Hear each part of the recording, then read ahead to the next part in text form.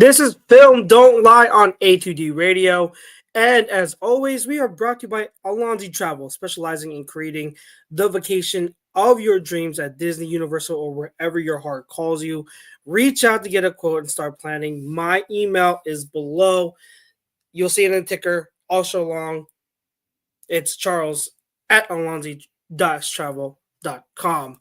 It's your boy Chucks. I am flying solo tonight because Pete Evans, Mr. OGP, is under the weather a little bit. There's something going around. There's a lot of people sick. Um, uh, and so be healthy if you're out there. Be careful. Be healthy. I hope you guys, don't fall ill. But yeah, there's definitely something going around. So I hope Pete will be well enough to be here next week with me again. But I am flying solo, and so I would hope that you guys tuning in, definitely chime in. Let me know. Tune in and engage in this conversation that we're going to have. I'm going to be covering the Eagles' loss. Yes, the Eagles frustrating once again loss in overtime to the Chargers. I'll be opening the show with that, as well as I'll be talking about the game between the Bears and the Packers, which was a great game. That one with a final score of 28-21. So we'll all dive into that as well, and then some quick topics for you at the end of the show. But let's get into it. Let's get into the first game that I want to discuss and break down. It's the Eagles and Chargers game. The final score of that in overtime was 22-19 Chargers coming out on top. And most of you listening, I'm sure you're Eagles fans. So again, this is where Pete and I are Eagles fans. So we specialize in the Eagles, even though we love talking about other teams. So there's not much for most of the season. I'd say there hasn't been much else to really cover or to touch on in terms of what is what's going on. Like we know the trouble. These issues have been going on for most of the season. So let me start with this and saying, like, when I look at this loss again, this isn't on the defense. Obviously, we know that. I know we had the defense had a really bad performance on the ground against the Bears on Black Friday, and I know a lot of people were really upset about that. And it happens. I mean, like, I've said it, that with this defense, it was only a matter of time before they have a game like that where they're just tired and they're worn down, constantly on the field for so many plays, so much time, because the offense goes 3 and out, 3 and out, 3 and out. So they bounce back with a tremendous game. Like, how many times again? And this can be said through so many games this season where the defense just constantly bailing out the offense, and it happened again this game. I can't, they're not a perfect defense, I wouldn't say they're on the level of like the Texans, which is the best defense in the league right now, or even the Seahawks, but this defense is still a great defense, and they're doing so many good things. So I have nothing but praise for them, and I want to lead off with that because I want to lead off giving the defense their props and respect that they should get, because they are balling right now. And so if there's one thing we should take away from this game to start, I want to give, for me at least, I want to give props to the defense. So many good things. Vic Fangio, and I had tweeted out during the game, I'm like, I wonder if I can get a Vic Fangio t-shirt, because he's just doing a phenomenal job. Those guys on the defensive end, I can't say enough about the job they're doing, and hats off to them. That goes without saying, because they've been consistent pretty much for most of the season. I think there are 2 games where I'd really say like they really had bad performances, but outside of that, they've been stellar.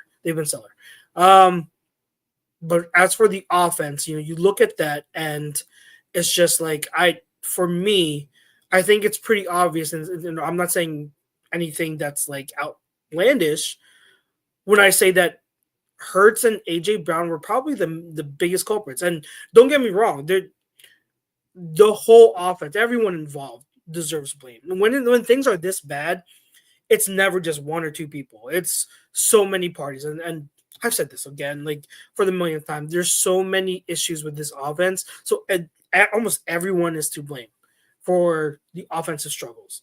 But yeah, if I'm going to point out the biggest culprits from that loss, it's Jalen Hurts and AJ Brown. I mean, starting with AJ Brown, like he had statistically over 100 yards, and you look at the box score, and this is why I say you can't look at the box score. You can't be a box score scout, because if you look just at the box score, you'd say, "Oh, AJ had a great game." No, he had several bad plays. Beginning of the game, drop pass deep could have opened the game wide, put the game wide open. Drop pass in the middle of the field. Yeah, it was high. It was definitely high, but that's a catch he's got to make still. And that leads to an interception. And then the drop at the end, toward the end of the game, that could have essentially sealed the win for the Eagles.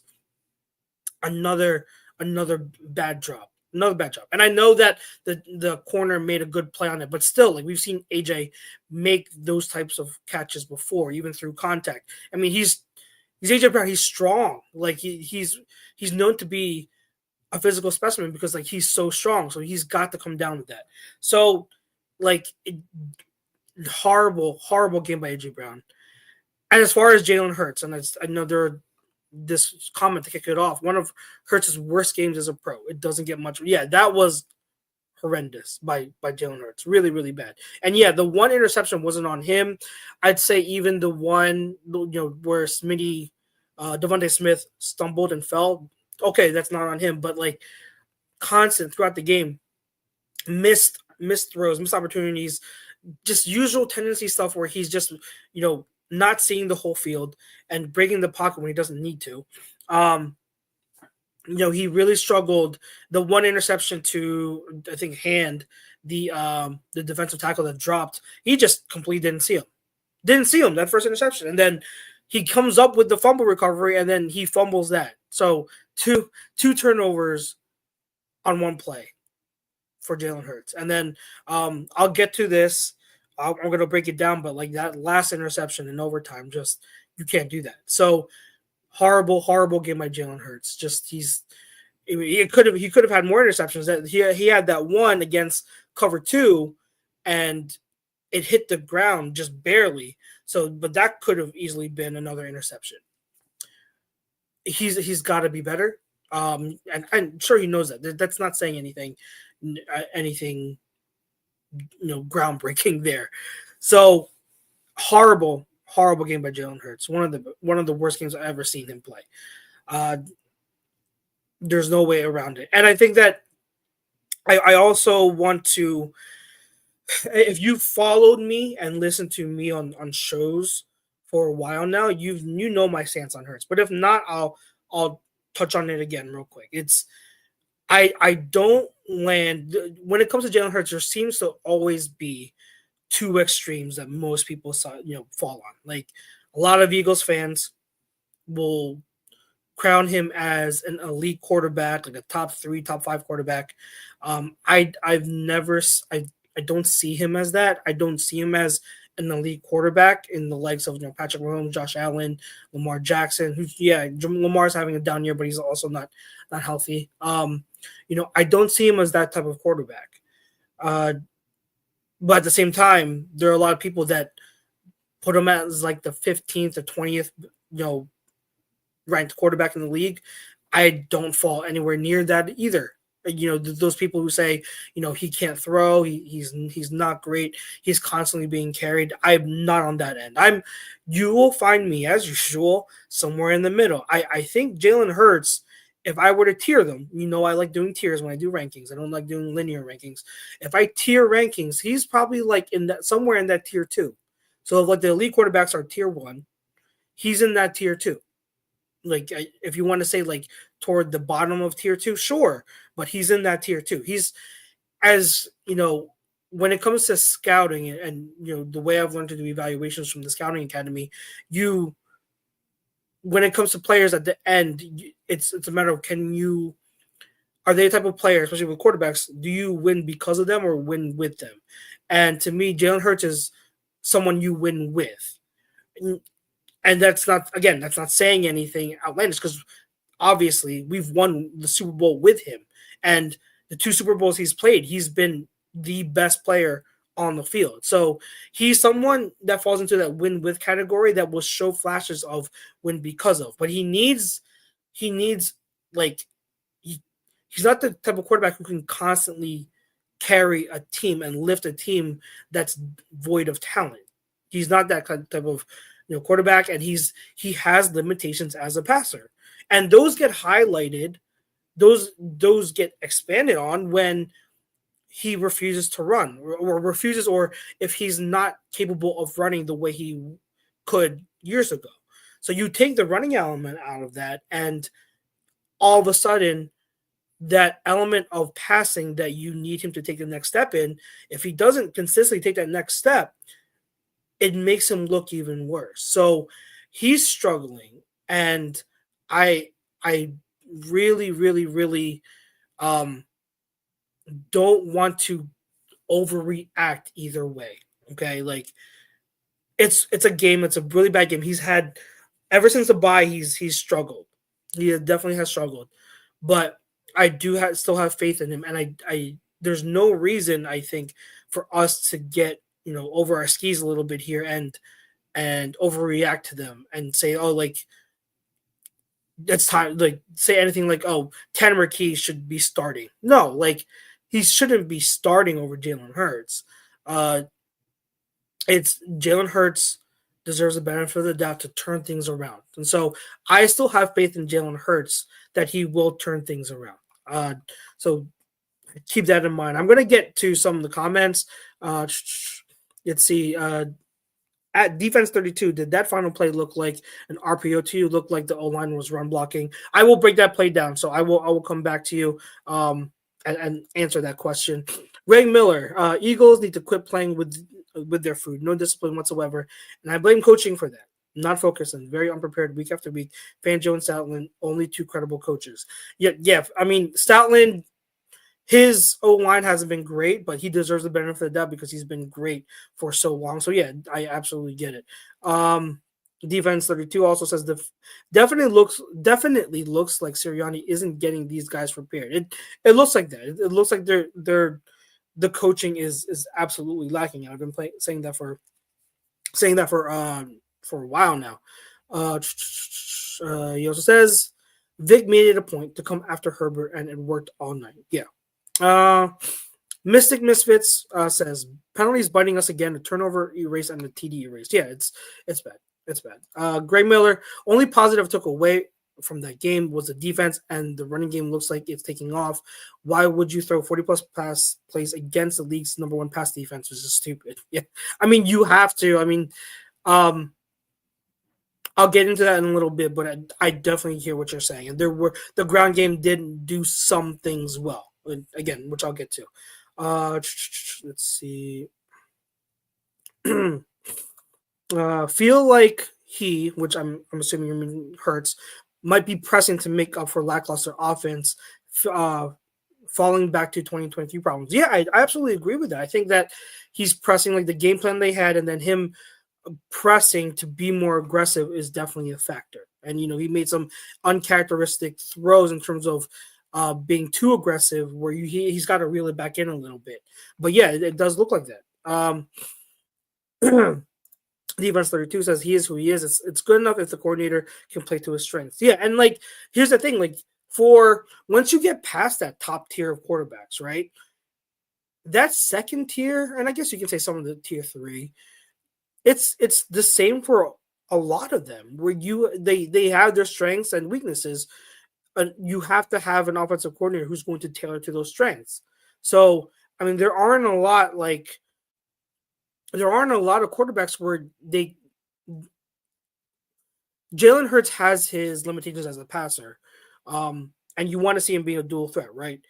But there are other quarterbacks who also have limitations as a passer and has those strengths and weaknesses, and that's why it's like I can see an argument for why he's in that tier 2 with a bunch of other guys, because it's not like you have 10 quarterbacks who are perfect, or you have 10 quarterbacks who are win because of guys. That's not that way. There's a whole bunch of them in that tier two that's kind of just like jumbled up. Greg Miller, we have to get back a healthy Lane Johnson and Jalen Carter. Right. So Jalen Carter, they said he should be back for the playoffs. Lane Johnson, apparently he could be back next week against the Raiders. So, fingers crossed. Fingers crossed. Fraudo 31, he's 27, not 29. He can still run like he used to, not as fast, but can still run. Yeah, he can still run. And I want him to be able to do that. I mean, there's that report that he doesn't want to run as much. Again, I don't know what level of credence that report has. That is something that you keep wondering, but like him being a runner has to be part of his game, or else the deficiencies as a passer are going to be like highlighted even more. Like I said earlier, Mystic Misfit says, I saw a lot of good things from the O-line and pass protection, clean pockets. So I mean, believe it or not, for the O-line, they've been, in terms of pass protection, they've been actually good. Like that's what people think. Like they've been so bad at run blocking that some fans automatically think that it's a safer pass protection, but that's not the case. Like, have they been like stellar, like elite? No, but I'd say they've been good, like above average. So pass protection isn't a huge issue. And yeah, I think in this game it was pretty good. It was pretty good. The defense says, yeah, definitely better in pass pro. Yeah, they absolutely are. All right, so I mean, it's been talked about a lot probably today, and who's to blame from the game and whatnot.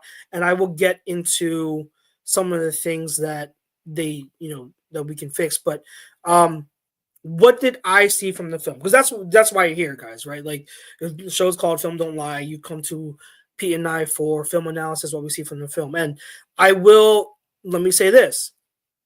After watching the film, I came away actually pretty optimistic and hopeful over what I saw on film. It's not perfect. It's not great. There's still a lot of flaws. Still a lot of flaws, but it was better than what we've seen. I saw improvement that I haven't seen since the two games before the bye week against, what was it, the Vikings and Giants. That was the last time I saw like improvement schematically. I saw it again today, and they did a bunch of stuff that I was like, okay, all right, like we can build off of that. And so like I got a kind of a new sense of like optimism after watching the film. The one thing you can say to start for the passing game is they were more aggressive, especially on first and second down. They really made it a point of emphasis attacking intermediate and deep levels. I think the stat which I heard Ben Solak give, so credit to Solak for providing this: 11 pass attempts to the intermediate levels of the field, which is 10 to 19 yards. That's tied for the most Hurts has had in a single game. So they really were trying to stress attacking that intermediate and deep level of the field, which, I know one of the commenters say that, this is the number one like pass defense, or at least this is a pass defense that leads the league in not giving up deep plays. And so you kind of question, like, should that have been a game plan? But honestly, it was working. Like they were getting guys open. There were a lot of good things that we saw, and I really liked it. Like there were more 3-man route concepts as opposed to static 2-man route concepts where it was just vanilla and too easy to kind of defend in when it comes to half the field in the zones, right? So a lot of 3-man route concepts, progressions that work to the same side, so that it's not a full field progression where you have you have to scan to the first read on one side, scan back to the kind of the other side of the field for the second read, and then work your way back over for the third read. There's not a lot of that. Like, say Kurt Warner preaches this, how he believes same side progressions is very beneficial for any quarterback. So there were more of those, a lot of high-low concepts, which we'll get into. They attacked the middle of the field a good amount. Not as many hitch routes as you saw. So it was encouraging. Now, the bad, I mean, We already talked about Hurts and his struggles. Yeah, the screens, get rid of them. The perimeter screens, it just we never make them work. Just stop doing it. And I think the most egregious one was late in the game. The third down screen to Smitty when it was late in the game, and the the Chargers were sending a zero blitz, and you call a wide receiver screen like you couldn't. That's a prime defense to call a slant against because there will be no one in the middle of the field, and they called a screen. That was to me the most egregious play call of the day, and it sucked because with Smitty dropping it, that stopped the clock, and it gave the Chargers, it left them with that one timeout, and so that was egregious. Again, they didn't. That was just bad. That was really bad. Another thing is still too many shotgun inside runs. I can't do it. It's not working. It's not working. Running out of shotgun is not working. So they've got to stop. They've got to stop. Just not working. Not working. But what is working? What did work? Now let's start with the run game. So I have some clips here and I'll put them up while I read the stats, right? So put this up. So when it came to under center runs, okay? Under center runs, there were 10 of them. They had a 50% success rate. And there were so many runs where they had a lot of success on. So if I'm going to read down the line, the yardage gains on each of the 10 carries, 19 yards, 10 yards, -1, which the only under center run that was inside, the rest were outside. 5, 13, 3, the 52-yarder, the 52-yard touchdown, and then 2, 0, -1. So toward the end, the Chargers kind of bogged down on the under center runs, but for the most part, that's still a 50% success rate. I forget what the EPA is, but it was really good. Obviously, with the 52-yard touchdown, it's going to contribute to bumping up that EPA. But again, they were successful running under center and to the outside. They need to do more of that. They need to do absolutely more under center run games, under center runs. So to also build off of that, under center play action. Okay, 2 of 3 for 48 yards passing, and the two completions were for 22 yards and 26 yards, both to AJ Brown. So not only was the under center run game working well, under center play action was working well. This team needs to shift more to the under center. Like, should the whole offense be built around that?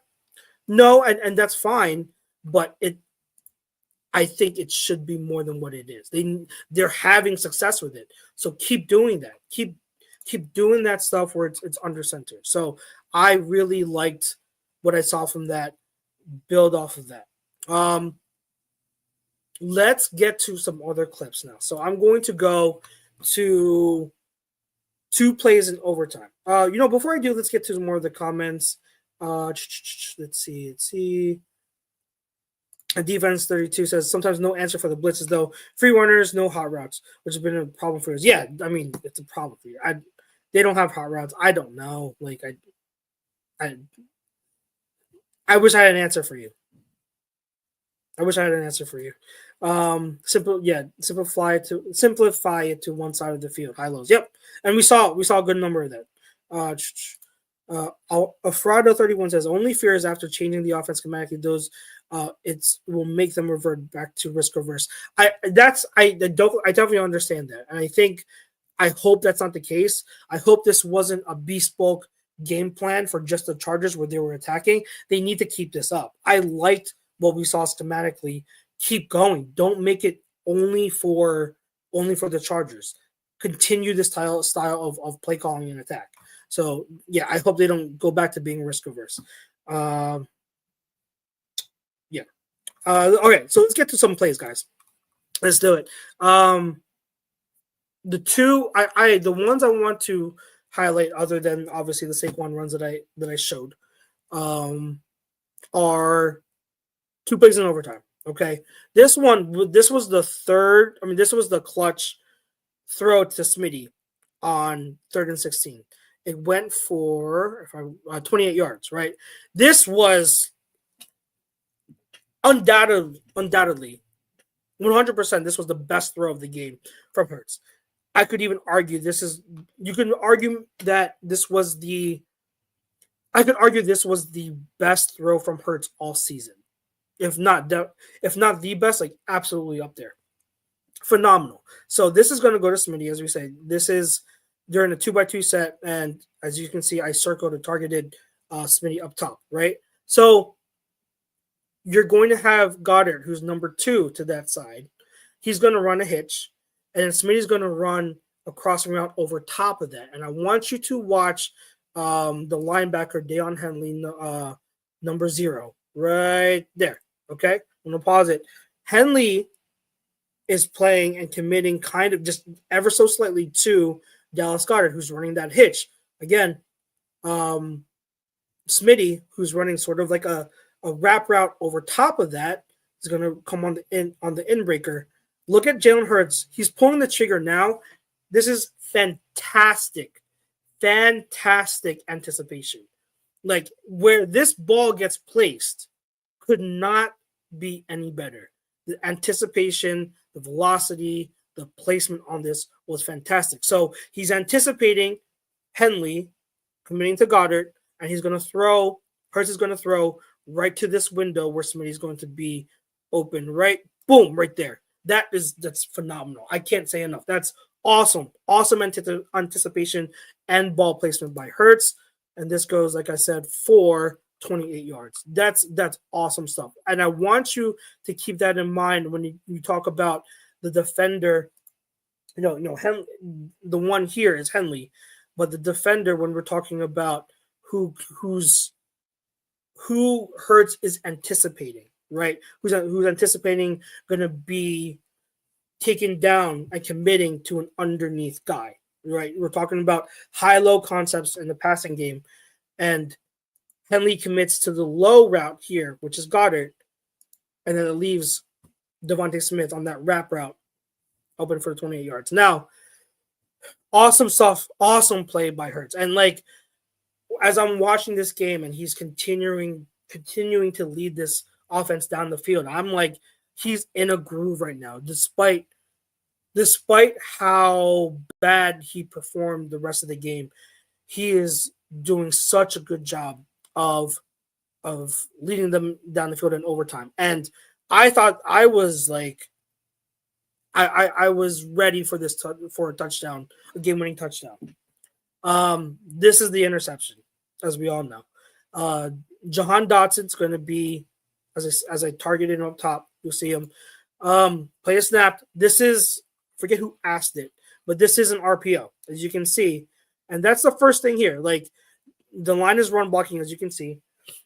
The key defender right here is Khalil Mack. All right? Khalil Mack on the edge. Hurts is supposed to read him. Mack is his eyes are on the quarterback. His eyes are on Hurts. Hurts should have given this to Saquon. This should have been a run, first of all. Okay?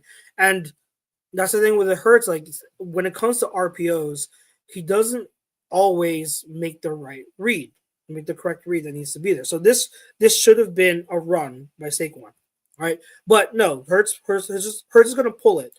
Now he's going to pull it and try to throw. Now, you're going to have another high-low concept here. Okay, so here's Goddard. He's in the flat, and Dotson's going to run kind of like a sail on top of it, right, to this hole right here up top, but over top of the corner who's in the flat, and underneath the safety who's over top, right?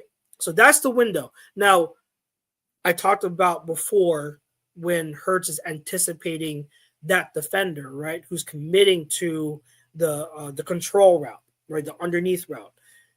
He did such a great job of it on the previous play, but here he gets baited. And let me say this, like it was a phenomenal play by the defense, okay? So not only, like, I circled it here as you can see, like Khalil Mack is right on Jalen, okay? Because he was reading Jalen the whole time, right? So he's right on Jalen. So he does pressure Jalen to get rid of the ball.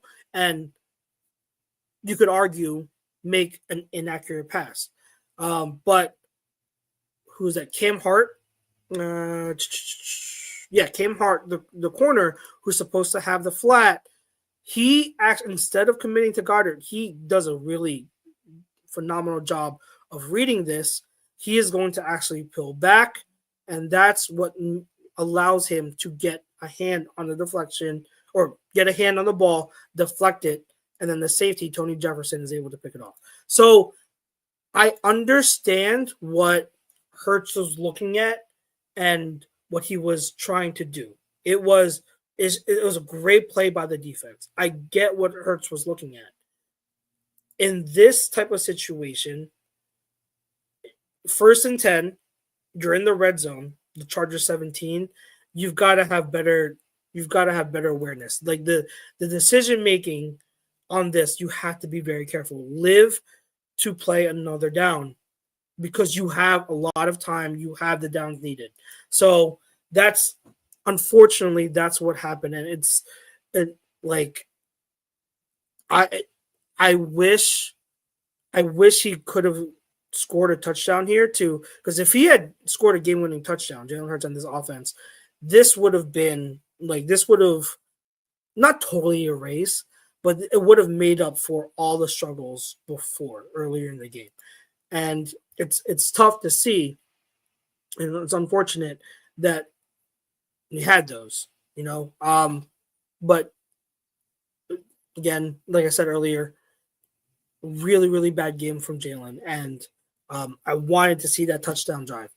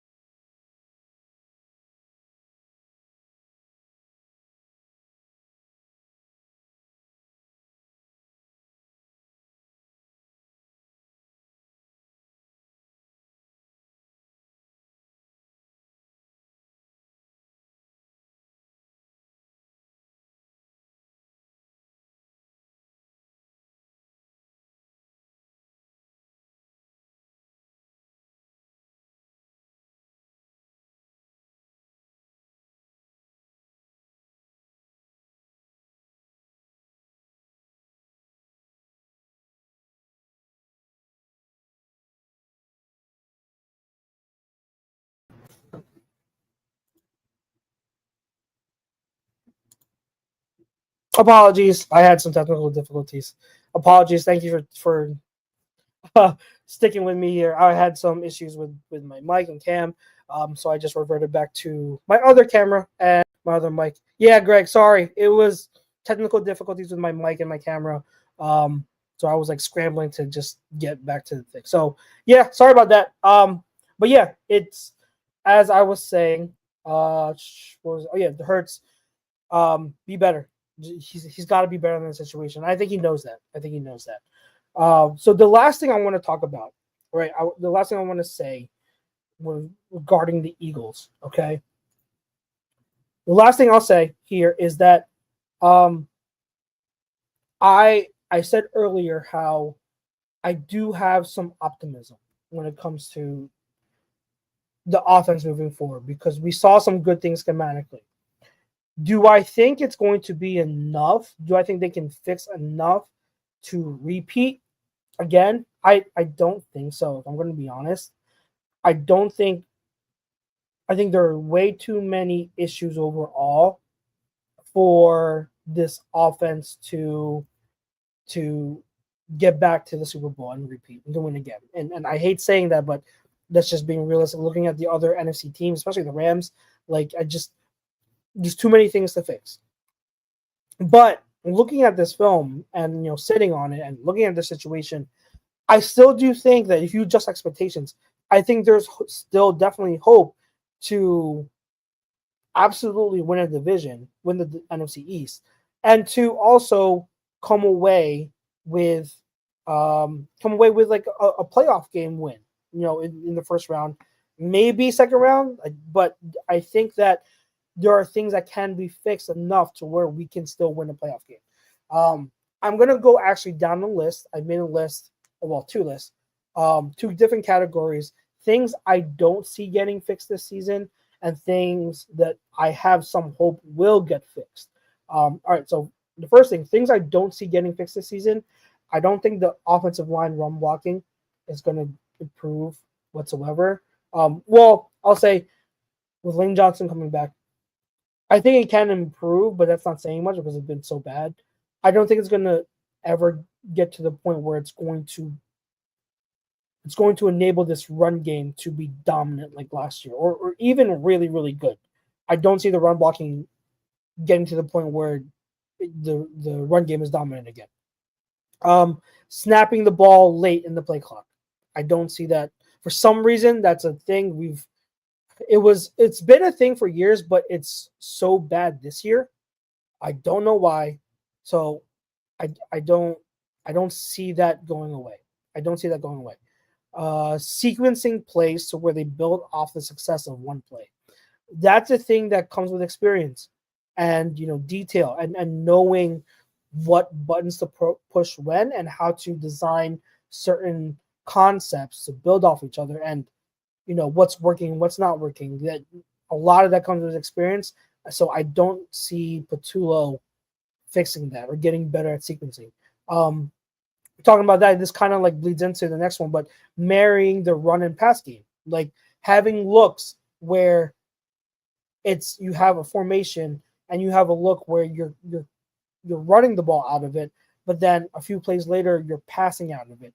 We don't see that, and I don't expect it at any point. And then the last thing is more creative run concepts. I don't. You look at run games. I mean, we played the Bears and we highlighted it. Their run concepts are so good. They're so good. I don't see anything like that happening this season. I mean, it's never been really creative, but I think last year we saw some form of creativity, but not enough to where I think it can help the run game be dominant.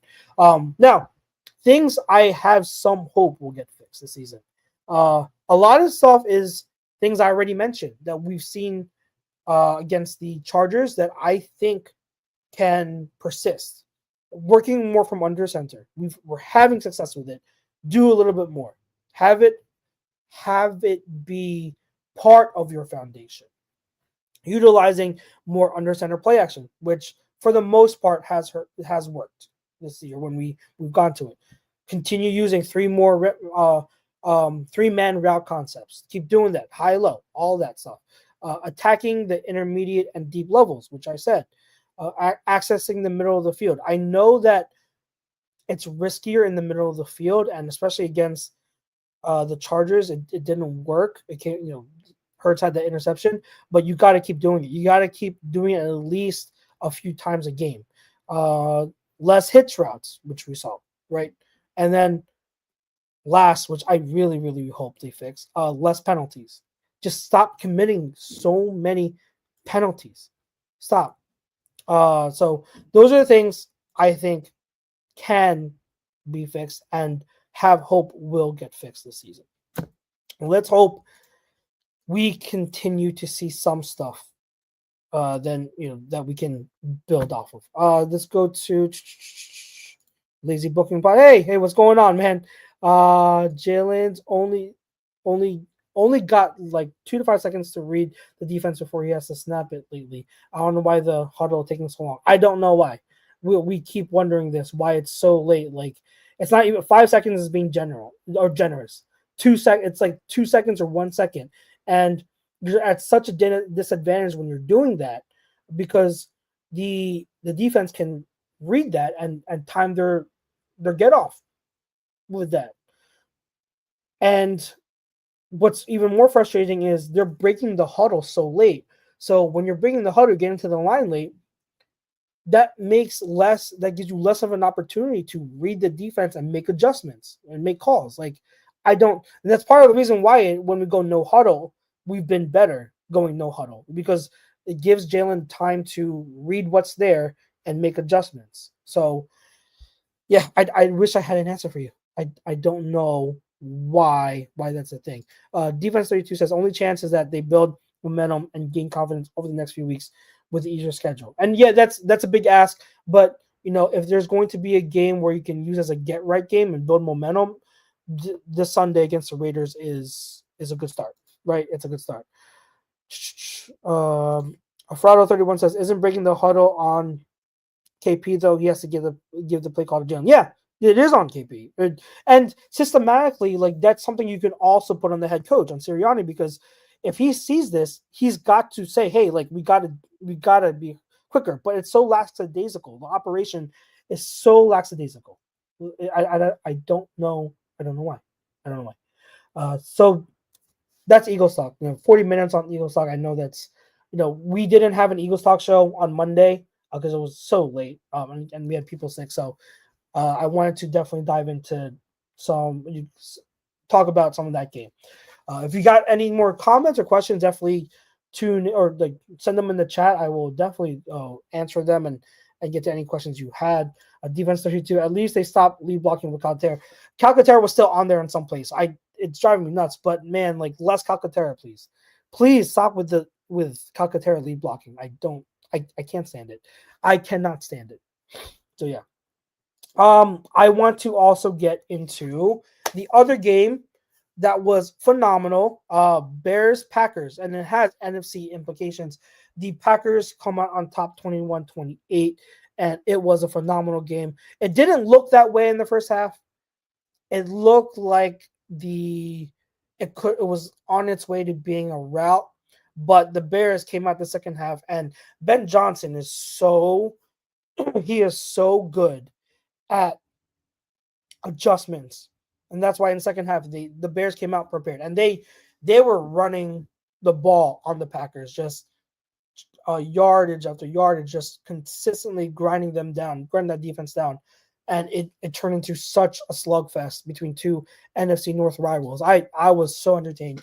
I loved it so much. So I wanted to go and break down some plays toward the end, but I said this, I think I said it in last week's show, that this is another example. Jaden Reed came back for the Packers, and his presence was already felt as like the yak guy. He's going to add an element of yak that the Packers don't lost with Tucker Kraft out. And I've said Tucker Kraft is like their best skill position player.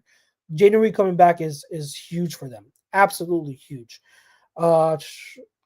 I just saw this. A Frado 31. Well, Caleb isn't better than Hurts, but they still got him running a complex offense. Yeah, I mean, they do. And that's why, like, I don't understand with whether it's now like with Caleb Williams, he's got physical tools where he can make some throws that Hurts just cannot. Like Caleb Williams has a cannon. Like when you watch him throw the ball, it comes out of his hand so with such velocity. It's so impressive. And he can I've said it before that Caleb Williams leads the league in sack avoidance. Like he's so elusive. He's like a magician back there. So there are throws that Caleb can make that Hurts cannot because of Caleb just has such better arm talent that Hurts has.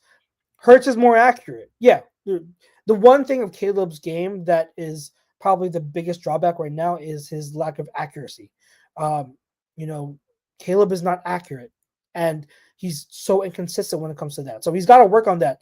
It can get better. Accurate. No, don't let anyone tell you that a quarterback cannot improve their accuracy. They absolutely can. So Caleb can do that. We were talking about the Packers. Jordan Love was inaccurate when he first came in. A very inaccurate quarterback, and he's improved his accuracy. Jalen Hurts at the same time too, with timing, and Jalen Hurts had to adjust his his timing and speed up his anticipation, and we've seen him work on that and get better. So hey, Don, yeah, it's been a minute, man. How are you? Hope you're doing well. Sorry about your Lions.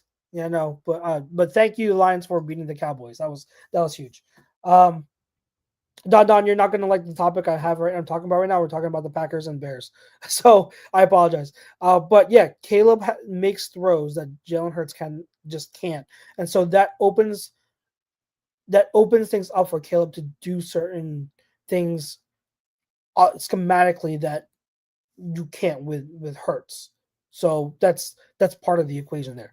But yeah, the Packers they have they're starting to click, and Matt LaFleur is starting to really, really, let loose on calling an aggressive game plan and making sure Jordan Love continues to attack downfield. And that showed every time, like, the Bears would have, one of their touchdown drives where they're, running, running the ball down the Packers' throats. The Packers got the ball back and just immediately like chunk play in the passing game. It was fun to see offenses with two different styles, go at it. It was a lot of fun. So the Packers are going to be a team to be reckoned with, and it's taken a while. I don't know why people are so for reluctant to buy in on the Packers. But as I've said on this show, like, the Packers are legit, and Jordan Love has been consistently good all year. Like, he's had his bad games, but if you look at overall, like, for the most part, Jordan Love has been consistently good. And I think this narrative that he's inconsistent needs to just go away because he's been really good for the Packers. They are absolutely a contender. Don asks, do you believe whoever comes out of the NFC will win the Super Bowl? I'd have to put my money on yes because I think the NFC has stronger teams. The AFC, I think the best team in the AFC. A lot of people will say the Patriots, and I think if you want to argue Patriots, that's fine. I think the Bills, even though they are still flawed, I think they know that this is the opportunity for them to with the Chiefs out of there, the Ravens out of there, this is their best chance to come out of the AFC and get to that Super Bowl. So I think they're driven, and I think Josh Allen is back to playing really, really good ball. So I would have to pick them. But if you look at them compared to like a team like the Rams, like, the Rams have much more complete team than the Bills. The Bills, like, their defense is just not. It's hard to have any faith in that defense. And on the offensive side, their passing game can still go through lulls because they don't have a go-to receiving option. The only time their passing game can click is if Josh Allen works magic. Other than that, on offense, they have a dominant run game, which they should lean on. They should be a run first team. But again, that's why I'm saying, like, in terms of a more complete team, the Rams are a more complete team. In terms of a more complete team, the Seahawks are a more complete team than the Bills. The issue is they have Sam Darnold compared to Josh Allen, so I get that. But if you're looking just roster and team overall, yeah, it's the Seahawks have a more complete team. If they can get their run game with Walker and Charbs to be more consistent and effective, especially with Walker, I think he deserves more carries and more touches. I think that run game can start clicking enough to put less pressure on Darnold. But we have to see, because we all know, like, Darnold he's susceptible to having really bad turnovers, and that's nothing new. So, yeah, that's to answer your question, Don. Yeah, But the Packers Bears, I wanted to get to some placer. So I mean, toward the end of the game, all right, Packers Bears, they had the Bears had, I believe this is the 3rd and 1. Yeah, 3rd and 1 play. Okay. And 3rd and 1, they're gonna run the ball. The Bears are gonna run the ball here on 3rd and 1 late in the game. They're trying to pick up the first down, right? And they're gonna run it up the middle with Monungai.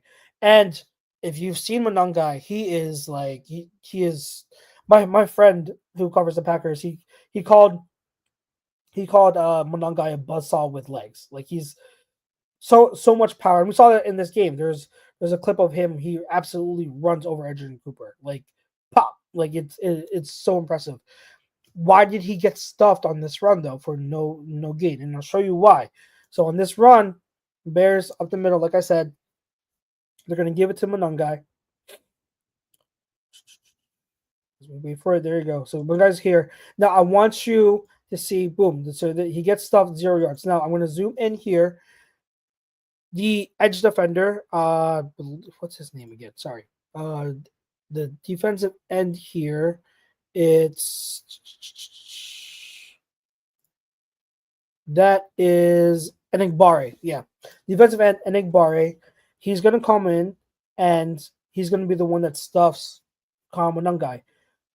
Why does that happen? Because as you can see here with Monungai, he has to get around this, these blocks, right? This garbage here at the line of scrimmage. And I'm gonna rewind it.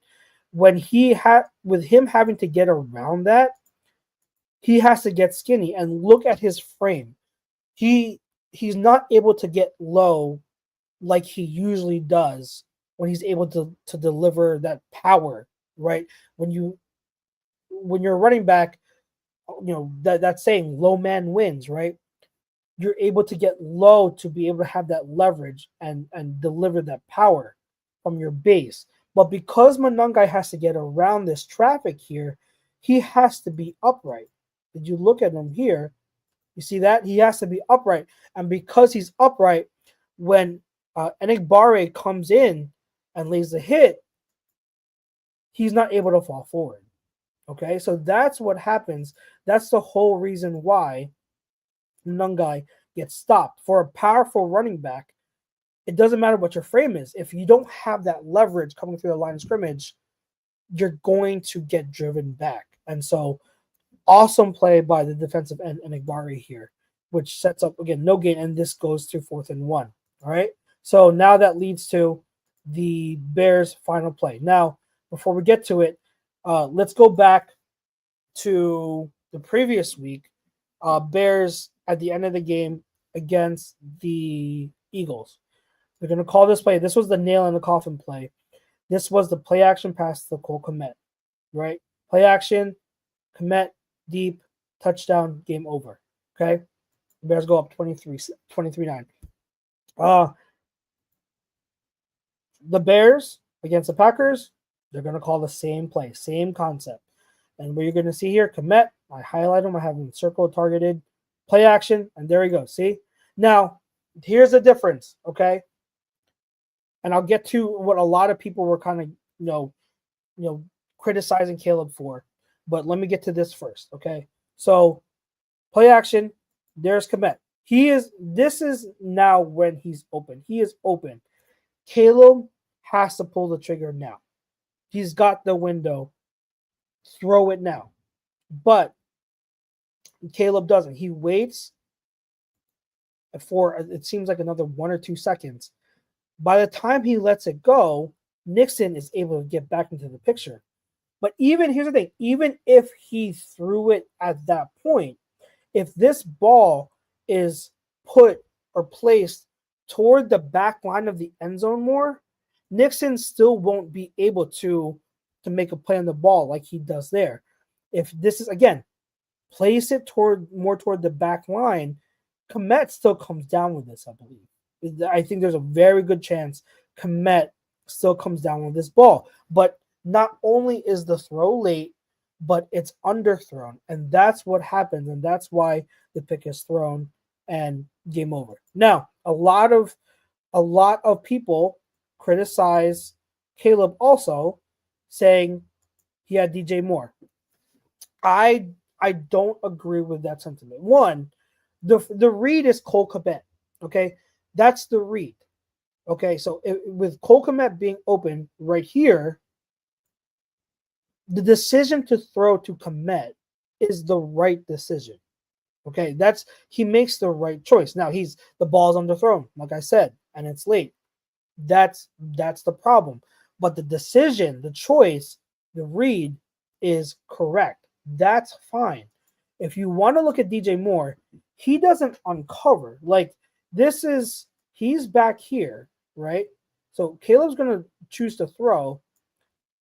Moore doesn't uncover. Like he's you if you want to say, oh, he's open, he's open, he's open, the defender here is in that lane.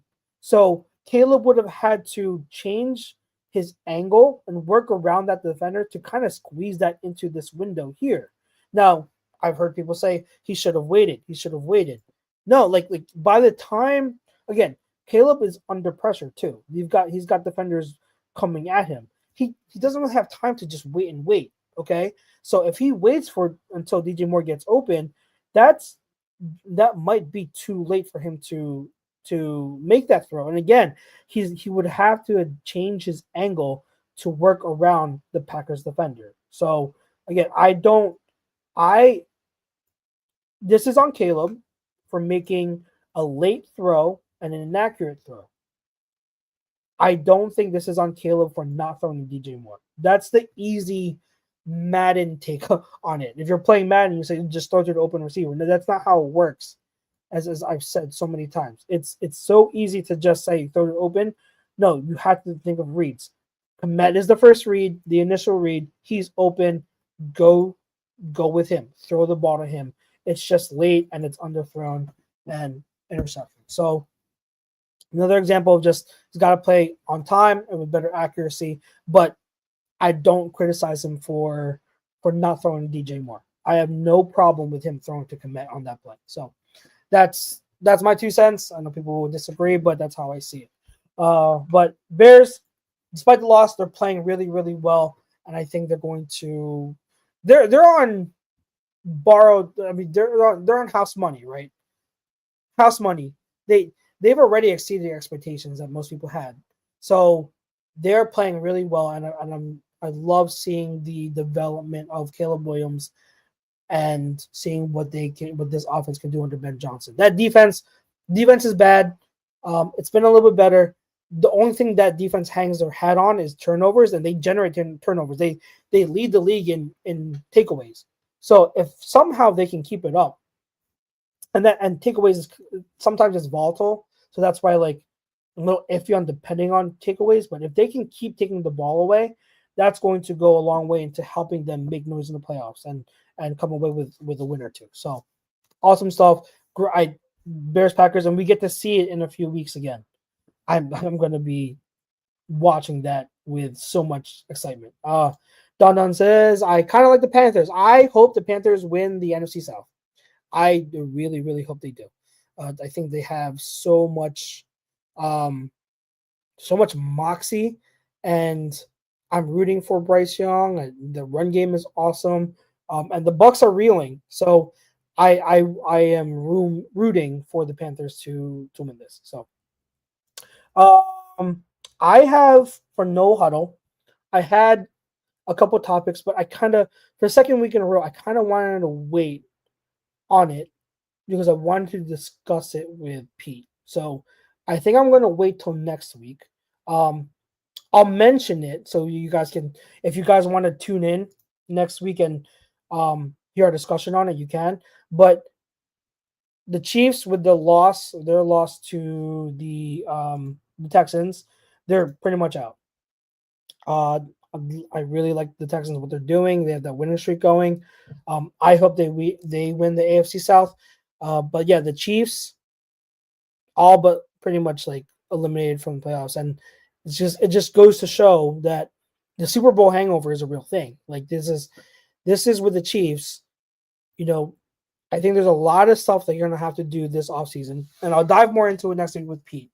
But I think they have to do a lot of self-reflection to realize what they have to change in their roster building and their philosophy. Um, things have caught up to them. Travis Kelsey. I thought it was like kind of what's the word? It it figures. I can't think of the word I'm looking for. Poetic, I guess, that the game was pretty much sealed on that interception because one, it was an inaccurate pass by Mahomes, but then Kelsey dropped it.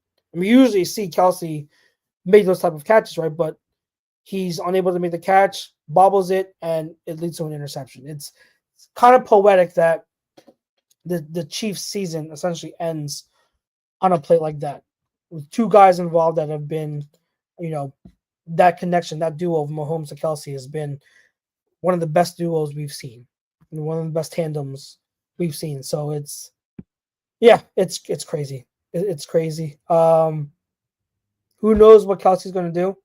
I don't know. Like he's clearly I don't want to say way, but he's clearly past his prime. It'll be interesting to see what the Chiefs do this offseason, and we'll have a lot of discussions about that as we get to the offseason. But yeah, Chiefs are out. That's crazy to see. And it remains to be seen what the Super Bowl winner, the Eagles, they do as they face also a Super Bowl hangover. Are they going to collapse? Are they going to bounce back? We shall see. But that pretty much wraps it up for me, guys, in the chat. I appreciate it. Thank you so much for keeping me company and keeping this chat active and tuning in. Like, with these solo shows, it can sometimes be tough, but you guys, when you tune in and you contribute to the conversation, it makes my job easier. It makes my job so much easier. So thank you. I appreciate it, guys. Remember, we are on every Tuesday. Well, it depends. This is the tough part. So sometimes we go live on Tuesday nights. But if we're not on Tuesday nights, our show is pre-recorded and gets posted on Wednesday mornings at 8. So if you can't catch us live, definitely catch our show on Wednesday mornings. Me and Pete Evans. And if you guys have any questions, we say this every week, but if you have any questions, topics that you want us to talk about, want us to cover, definitely leave a comment. Send us a DM on social media. You know what my handle is on everywhere. It's Chuck's Moranin. So let us know. And we will definitely love to get to your questions and what you guys want us to talk about. So for myself, and also thank you to the sponsor, Alonzi Travel. If you guys need a vacation, guys, I'm a travel agent. I specialize in Disney, Universal, but also do all other types of vacations. So if you're looking for a vacation, hit me up, email me, and I will see if I can help you out and make your travel wishes come true. So for myself, for Pete, who should be back next week, and for the rest of us at A2D Radio, we appreciate you guys. Love you. Hopefully this time next week, we'll be talking about an Eagles win and them bouncing back. Hoping and praying now, but we shall see. But until then, see you guys next week. Peace. Go Birds.